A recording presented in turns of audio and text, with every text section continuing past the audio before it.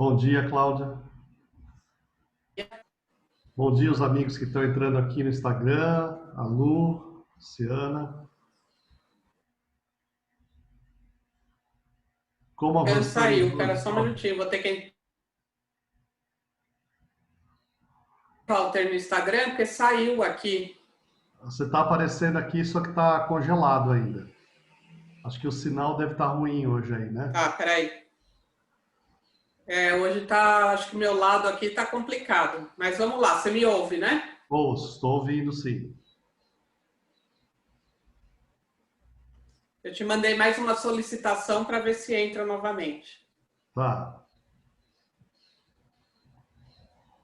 Acho que agora vai entrar. Aí, agora você me ouve, né? Entrou. Pode falar. Tá, legal. Bom dia. Hoje, Walter, bom dia. Eu queria falar sobre continuar, né, aquele assunto biopsicossocial, mas eu queria que você falasse hoje sobre o ser psicológico. Sim, é um tema muito rico de se falar, porque eu diria que a psique humana ou a mente, né, é o diferencial desse animal que vive aqui na Terra chamado homem, né? Então, os homens e mulheres têm essa existência, como a gente estava falando, biológica, né? Que é assentada no desenvolvimento do nosso corpo planetário, e nele se dá algo muito particular, né? De todo esse processo mental, né? Ou psíquico, que é a consciência humana. Então, esse ser psíquico, ele é um ser capaz de desenvolver na sua reflexão mental, como se a gente refletisse, a nossa mente refletisse como um espelho, internamente e externamente, aquilo que nós estamos vendo ou vivendo, né? E através disso, dessas reflexões, eu vou tendo entendimento, e o entendimento me leva a ter um conhecimento. Esse conhecimento pode se tornar, em algum ponto, consciente, que é um saber em mim mesmo. Então, quando eu faço toda a dialética do conhecimento, então a nossa capacidade mental levou o ser humano a ocupar totalmente o planeta. E isso está de acordo com as nossas defesas, né? Isso está de acordo com a forma como o nosso corpo planetário é constituído, né? Então a gente vem falando muito aqui de imunidade, né? Esse processo ele também trabalha a nível da mente. Então todo mundo sabe hoje que existem as doenças psicossomáticas. Mas eu diria mais, eu diria que não existe nenhuma doença que não teve como porta de entrada alguma alteração mental. E aí a gente vai entender a mente de uma forma ampla, né? Então aqui queria dar bom dia para a Drica, para o pessoal que está entrando aqui no Instagram, quem está acompanhando também no Facebook, né? E essa identidade, então, né, uma das identidades que o ser humano tem, né, que é o ser psíquico, né, vem do estudo desse conhecimento, dessa lógica da psique, da mente, né? E a mente, ela trabalha numa polaridade com algo muito profundo nosso, que é o instinto que vem, que é o primordial do corpo, que é um movimento instintivo. Então nós temos num outro polo, né, a cabeça capaz de fazer o entendimento e se deter e parar frente às coisas e se maravilhar, né?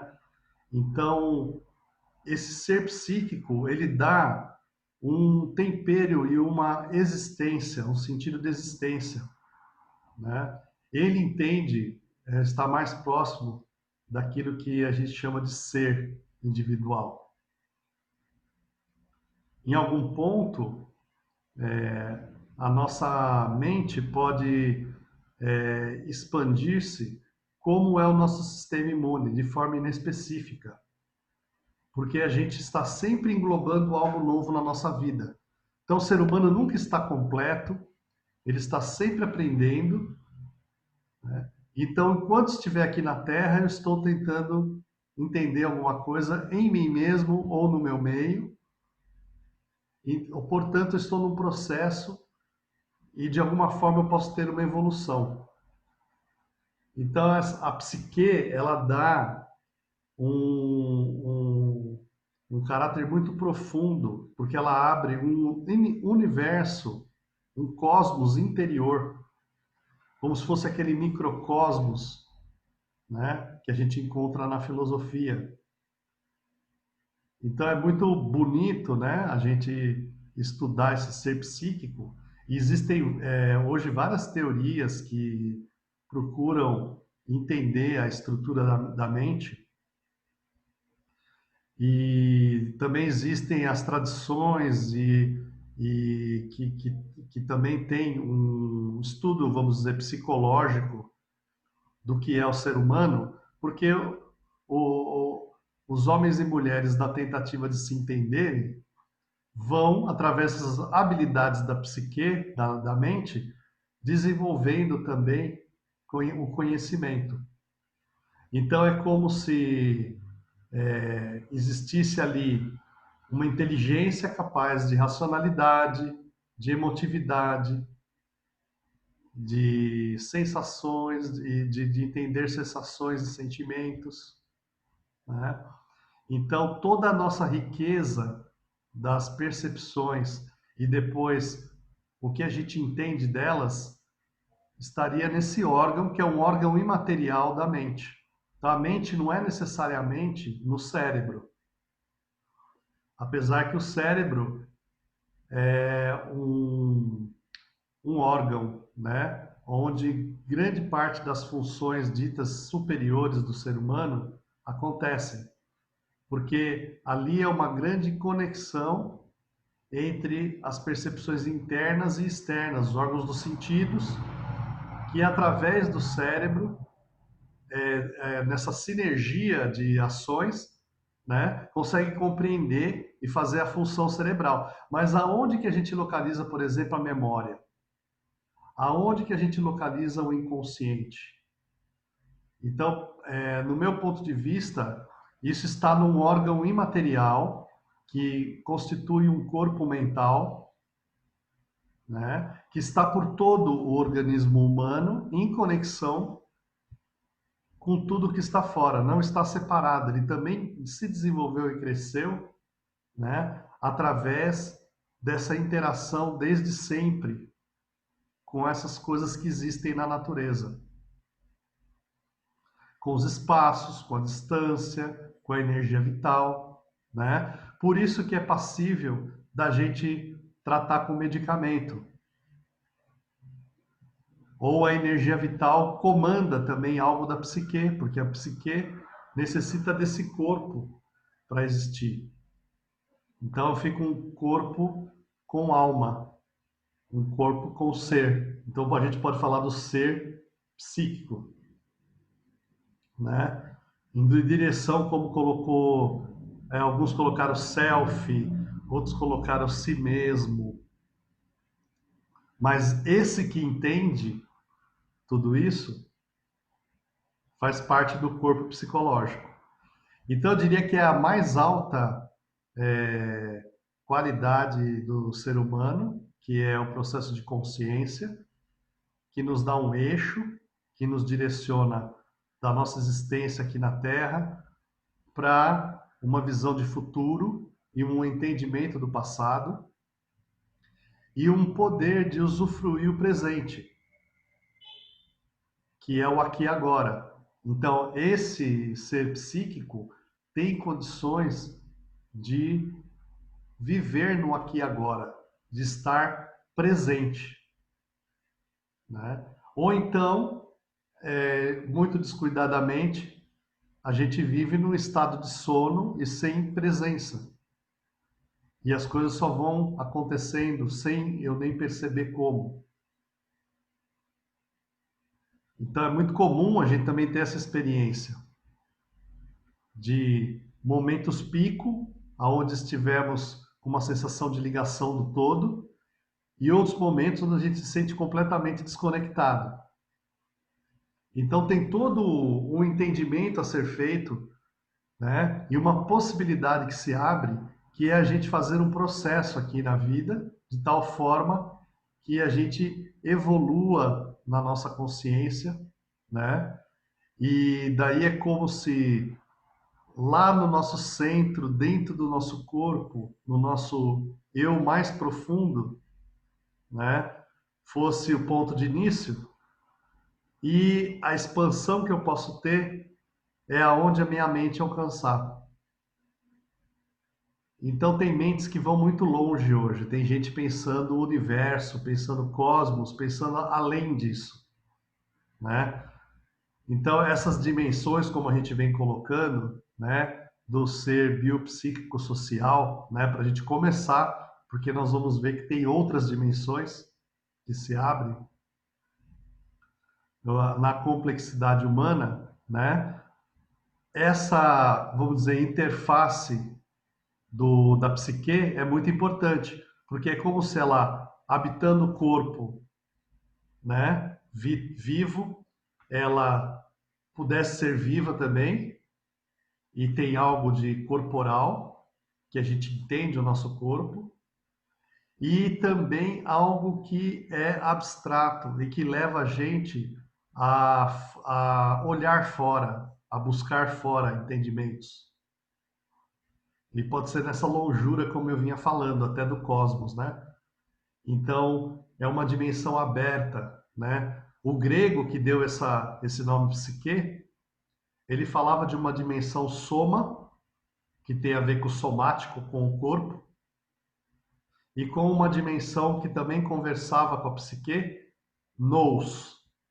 O nous é o que se abre para o cosmos, para o espiritual, seria o espírito. Algo que transcende, que leva o ser humano a buscar fora do planeta.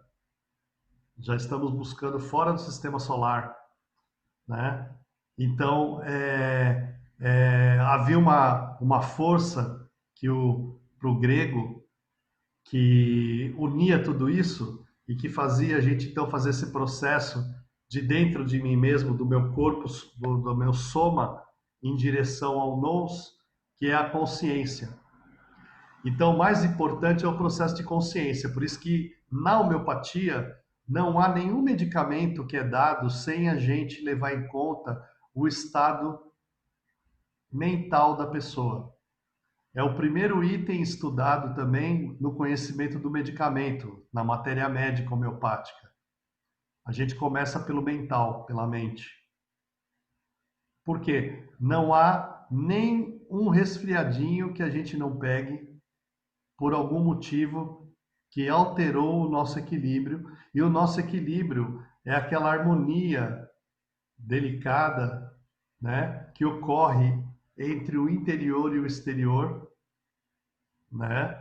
Então essa harmonia onde eu me sinto são, e isso o principal que inclui é o estado mental. Aí a gente vê a importância hoje, né? Que a gente está sofrendo um massacre hoje, um abuso que começa no governo federal, né? E termina nas relações de vizinhança.